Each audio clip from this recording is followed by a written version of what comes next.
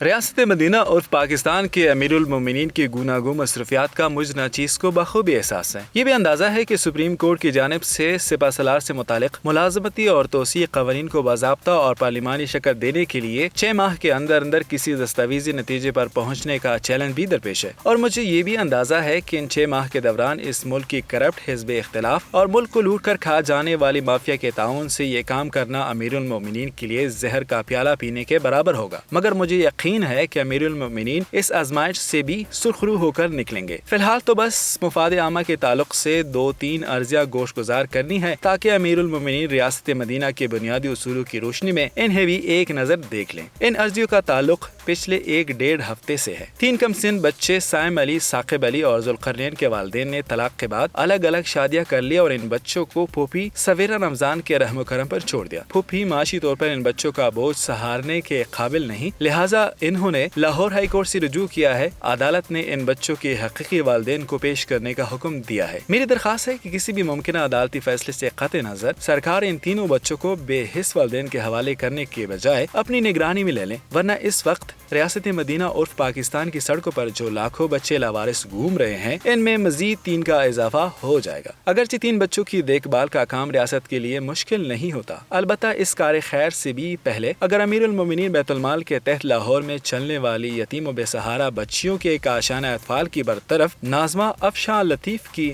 انکشافی video بھی دیکھ لیں تو بہت اچھا ہوگا۔ اس کاشانہ اطفال میں اس وقت لگ بھگ 57 نوعمر بچیاں ہیں اور بقول سابقہ ناظمہ ان بچیوں پر اعلیٰ اہلکاروں اور بااثر افراد کی سفلی نظر ہے۔ امید ہے کہ امیر المومنین ریاست مدینہ کی ان یتیم بچیوں کے تحفظ کا معاملہ ارجنٹ کاموں کی ڈائری میں نوٹ فرما کر براہ راست ماجرا معلوم کرنے اور انصاف دینے کی کوشش کریں گے اور ویسل بلوور کے تحفظ کا بھی اہتمام کریں گے۔ ایک اور مسئلہ بھی حضور والا کی فوری توجہ چاہتا ہے۔ ریاست مدینہ کے ضلع دادو کے علاقے واہی پھاندی میں گزشتہ ہفتے 21 اور 22 نومبر کی درمیانی شب علی بخش رند نے اپنی 9 برس کی بیٹی گل سما کو بدچلنی کے شعبے میں 4 دیگر رشتہ داروں کی مدد سے سنگسار کر کے دفنا دیا۔ خوش قسمتی سے اس واقعے میں کوئی طاقتور اور بااثر شخص بھی ملوث نہیں، لہٰذا امیر المومنین سے دست بستہ عرض ہے کہ اس معاملے کو براہ راست دیکھ لیں۔ اسی سے ملتا جلتا 3-4 دن پرانا واقعہ پنجاب کے علاقہ ملسی میں جہاں پور میں ہوا ہے۔ گنے کے کھیتوں سے 6 برس کی زری اور 7 برس کی ثانیہ کی لاش ملی ہے۔ پولیس کو قریبی رشتہ داروں پر شبہ ہے، البتہ ہلاکت سے پہلے ان بچیوں کے ساتھ کوئی زیادتی ہوئی یا نہیں اس کا تعین ہونا فی الحال باقی ہے۔ بلوچستان کے ضلع اورا میں 4 خواتین علیحدگی پسندوں کو اسلحہ پہنچانے کے الزام میں زیر حراست ہیں۔ ان پکی عمروں کی خواتین کی ایک تصویر بھی جاری کی گئی ہے جس میں ان کے سامنے مبینہ طور پر برآمد شدہ اسلحہ بھی سجا ہوا ہے۔ ان خواتین کو حراست میں لیے جانے کے حالات کی بابت متضاد موقف سامنے آ رہے ہیں۔ چونکہ بیشتر بلوچستان میں آزاد میڈیا کی رسائی خاصی مشکل ہے، لہٰذا امیر المومنین اس واقعے کی آزادانہ تحقیقات کا فرمان جاری کریں، کیونکہ یہ پہلا موقع ہے کہ بلوچ خواتین کی اس طرح بطور ملزم تصویر جاری ہوئی ہے۔ اور اگر ہو سکے تو امیر المومنین 29 نومبر کو ملک گیر طلبہ مارچ کے میڈیا بلیک آؤٹ کے ذمہ داروں کی نشاندہی کا بھی حکم جاری کر دے۔ اس بلیک آؤٹ کی ذمہ داری پیمرا، چینل مالکان اور کیبل آپریٹر سمیت کوئی لینے کو تیار نہیں۔ ان طلبہ مظاہروں میں گلگت تا کراچی بس ایک نعرہ مشترک تھا، ہم لے کے رہیں گے آزادی۔ کیا یہ اتنا خطرناک نعرہ ہے کہ شہید طالب علم مشال خان کے والد سمیت 300 افراد کے خلاف مقدمہ درج ہو جائے؟ امید ہے کہ جس طرح اوریجنل ریاست مدینہ میں بنیادی انسانی حقوق کا احترام ہوتا تھا، نئی ریاست مدینہ بھی ان حقوق کے احترام کے بارے میں